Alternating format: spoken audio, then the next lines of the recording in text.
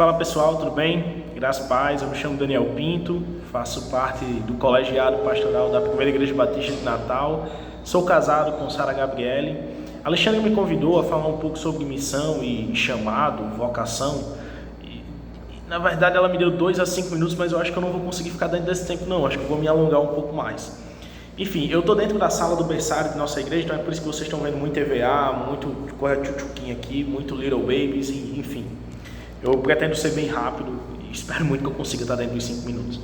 Enfim, vamos lá, eu nunca quis ser pastor, certo? Nunca quis ser missionário, na verdade nunca me senti chamado para isso até os 16 anos de idade. Tudo começou muito cedo na minha vida em relação à missão e em relação ao chamado.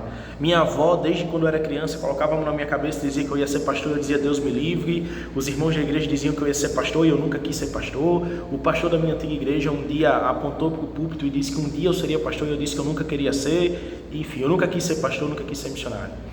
Até que aos 16 anos de idade, dentro de um colégio estadual, na Escola Estadual Peregrino Júnior, lá na Zona Norte de Natal, eu me envolvi com um grupo de adolescentes cristãos que promoviam devocionais dentro da escola, nos intervalos da escola, né?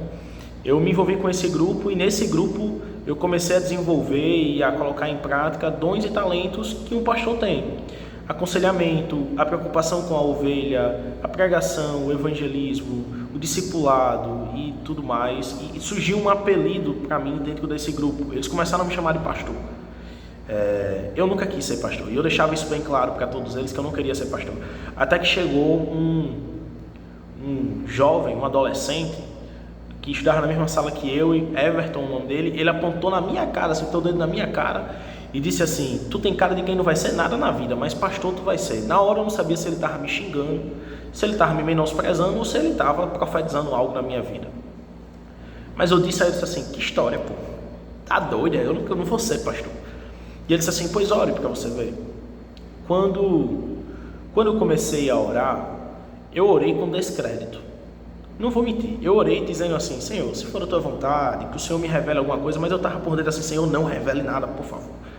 Eu estava com muito descrédito em relação a isso, porque eu sabia na minha consciência que eu não ia ser pastor, eu não queria, mas eu não tinha ideia de que a vontade do Senhor é soberana, pelo menos não naquele momento. Nesse mesmo dia que eu comecei a orar, um pastor me convidou para visitar os campos missionários do Rio Grande do Norte. No dia seguinte eu embarquei nessa viagem e em cada cidade que ele passava, esse pastor contava a história do trabalho batista nessa cidade e contava a história do missionário dessa cidade. Isso foi tomando o meu coração. E apesar de desde muito criança eu já ser envolvido com trabalhos missionários, esse amor já tinha se perdido. Um contexto sobre isso, certo? Quando eu era criança, a minha igreja era muito missionária. A igreja onde eu congregava era muito missionária.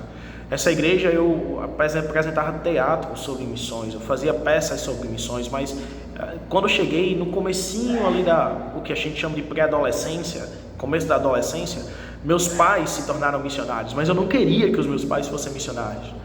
Então o meu amor por missões foi enfraquecendo com tudo isso. Meu pai assumiu uma congregação, começou a plantar uma congregação num povoado de São Gonçalo do Amarante chamado Guanduba. Eu detestava estar ali, eu não queria estar ali. Depois meu pai volta para a capital, volta para a igreja mãe, a antiga igreja que a gente congregava. Depois ele lá vai para outro trabalho missionário, plantar outra igreja, revitalizar outra igreja, e eu não queria nada disso para a minha vida. Mas foi aos 16 anos de idade, visitando o campo missionário e vendo a necessidade do campo por missionários, o clamor do campo por missionários, que eu entendi o chamado do Senhor para a missão e a importância da missão de Deus nessa terra. Aos 16 anos, então, eu volto dessa viagem missionária completamente diferente, porque foi nessa viagem que eu tive uma experiência com Deus de confirmação de chamado e de, mais uma vez, Deus ressoando ao meu coração, dizendo que Ele queria que eu fosse um pastor e um missionário. Eu estava sentado na mesa, na hora do almoço, na casa de um casal bem idoso, ao lado do açude de Gargalheiras. E a conversa da mesa nessa viagem era: igrejas estão morrendo e pessoas estão morrendo sem conhecer o Senhor Jesus. Isso me doía. E eles começaram a falar assim: seria tão bom se Deus despertasse jovens e adolescentes para a missão. Seria tão bom se Deus chamasse novos pastores para a missão. E quando eles começaram a falar isso, parece que a voz de Deus gritou dentro do meu ser, ressoou dentro do meu coração, e eu ouvi o Espírito Santo de Deus dizendo assim: é isso que eu quero que você faça. Eu quero que você seja um pastor, eu quero que você seja um missionário. Eu voltei para a capital, voltei para a minha igreja completamente diferente. Eu comecei a servir em todos os ministérios possíveis. Eu fui tio da salinha, fui cara da mídia, fui zelador da igreja, fui líder de evangelismo, líder de PGM, pregava na igreja, ensinava na igreja. Eu comecei a fazer muito mais do que eu fazia antes na igreja, a partir da confirmação do meu chamado.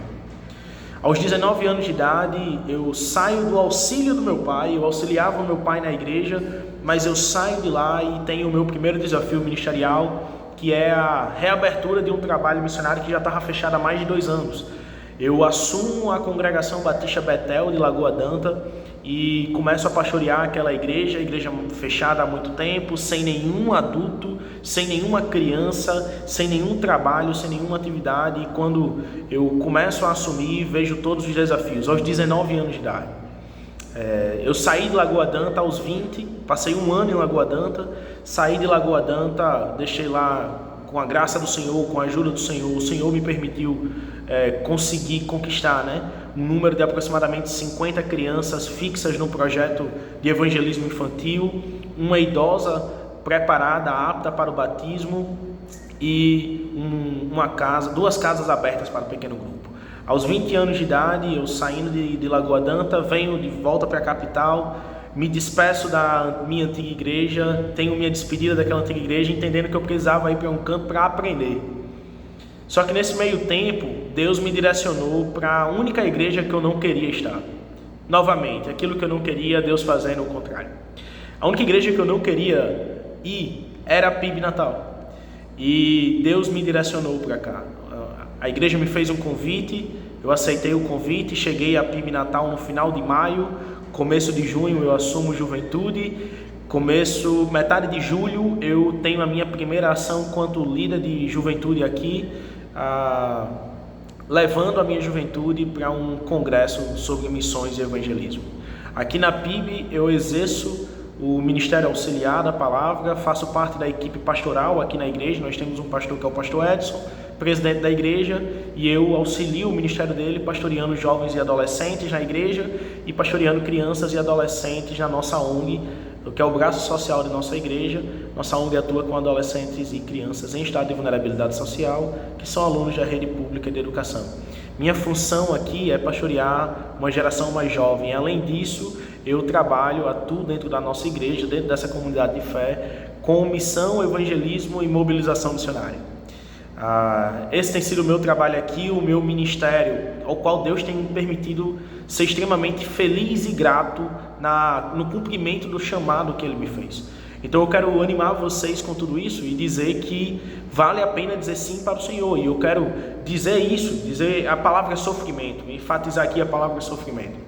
Vale a pena sofrer pelo Senhor. E quando eu falo sofrimento é porque eu não quero romantizar a missão nem o ministério, porque não é nada romântico. Na realidade é muitas vezes dolorosa e até mesmo injusta em alguns momentos. Mas a graça disso tudo é saber que Deus está conosco, nos suprindo a nossa necessidade. Paulo escreve aos Filipenses dizendo que sofrer por Cristo é um privilégio. Os discípulos, os apóstolos, lá em Atos 5, saíram do sinédrio felizes por terem sido considerados dignos de ser humilhados pela causa do Evangelho. Eu quero que você seja contagiado por tudo isso. Fico muito feliz pelo convite e espero que o meu testemunho toque o coração de vocês. Me deram 2 a 5 minutos, eu fiz em 9 minutos e alguma coisa, então eu acho que eu não consegui ficar dentro do tempo, mas eu espero muito que tenha tocado o coração de vocês. Pessoal, é isso, Deus abençoe a vida de vocês. Contem com a PIB Natal, com a nossa igreja, a nossa juventude, naquilo que eu puder ajudar também, estou à disposição. Deus abençoe vocês e até a próxima.